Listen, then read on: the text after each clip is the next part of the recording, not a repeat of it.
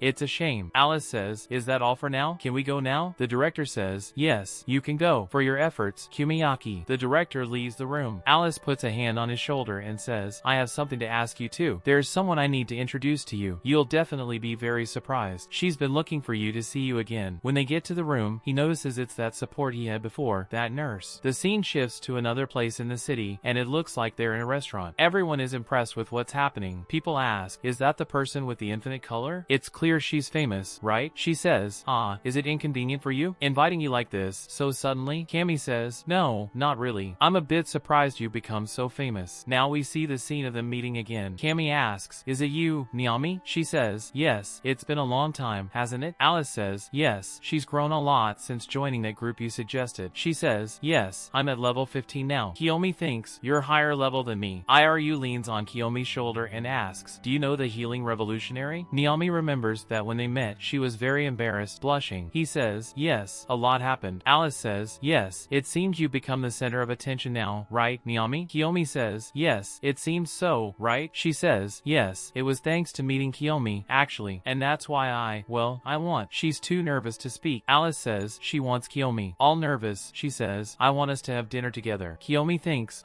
just us two? He thinks, I didn't expect this. Alice says, yes, go and have fun, Kiyomi. She's really very grateful to you. Kiyomi says, okay, let's go now. She's so happy, she says, yes. Alice says, then it's decided. Lead it to me, I've taken care of everything. Now we're back at the restaurant, where Naomi is ordering her dish, and Kiyomi smiles and says, yes, you've changed a lot. You've become even brighter. We see that our protagonist is now dressed up for dinner. Naomi says, it's all thanks to you, Kiyomi, because you introduced me to that necromancer group. If it weren't for that, I think I'd still be stuck in the past. She remembers all the bad things she went through in other groups, and she says that since I learned the skill of soul healing when I joined that group, my world and I have completely changed. And what do I think? Soul healing, right? A healer can't learn that without being with a necromancer. It's a crucial skill to help low-level healers. In the world 20 years from now, in my past life, it was an extremely common combination. But in this world, Naomi has become a pioneer in it. She says, I was weak and couldn't contribute much. I became strong enough to help everyone in my group and ended up giving hope to many other healers who were in the same situation as me. Thanks to this, the healer class has gained a lot of popularity. And what I mean is that the more healers there are, the better the chances of adventurers staying alive. You really learned a very important skill. She says happily, yes, and Kumi thinks she seems happy. Ah, it looks like the food is here, let's eat. As Naomi eats, Kumi is also very happy with the situation. Suddenly, Kumi stops eating. Naomi asks, don't you like the taste of the food? He says, no, it's delicious. I just wish my sister could try it too. Since she's hospitalized, she has to eat that horrible food, but she has to keep eating it. Naomi says, I think there's still a lot of potential in healers. If I were stronger, I could help with your sister's illness. Kiyomi, if there's anything I can do to help your sister, let me know. You saved me from my bad days. I want to help you in return as well. I'll definitely call you when the time comes. Then he puts his hand on hers, and she gets all nervous and blushes. She tries to say something else, but she's too nervous. If you don't mind,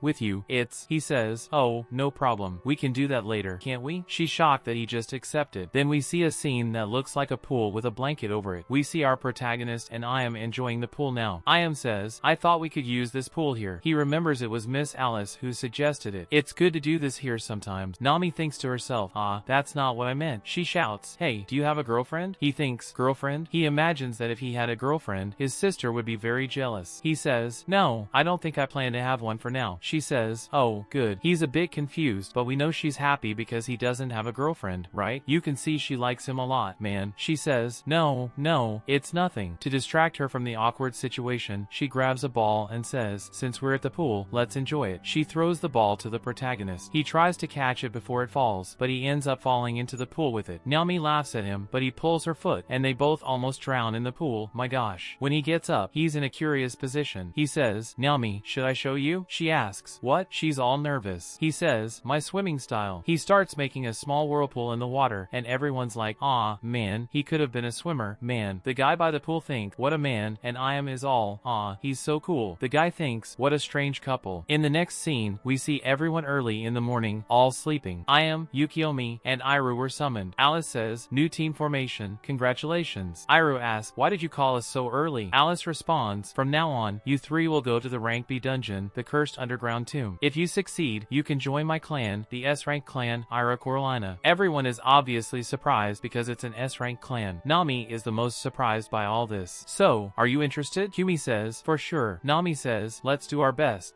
That's how I like to see it, right? Speaking of which, in my time, 20 years later, Ira Coralina was considered the greatest S-rank clan. But by the time I was reincarnating, it had already been completely dissolved. I remember hearing some news about it, but will it happen again? Iru says to him, you're getting lost in thought again. Got it? I'll keep an eye on you since you're a major exception in your ranking, okay? We note that Naomi is a B-rank healer, Iru is an A-rank archer, and our protagonist is a C-rank creator. Yes, but everyone knows he's the strongest there is, right? He thinks, I'm the lowest rank here. Iru says, anyway, let's work together again. Alice says, the trial will start tomorrow. For now, you're dismissed. Iru says, prepare well. I have some games to restart at home. Yukio grabs her by the hood and says, wait a minute, if you have time, come with us. What? Make your own preparations. You're not a beginner. They're not mine, they're yours. Relax, we'll buy something really good for you. Naomi feels a bit left out. She's jealous.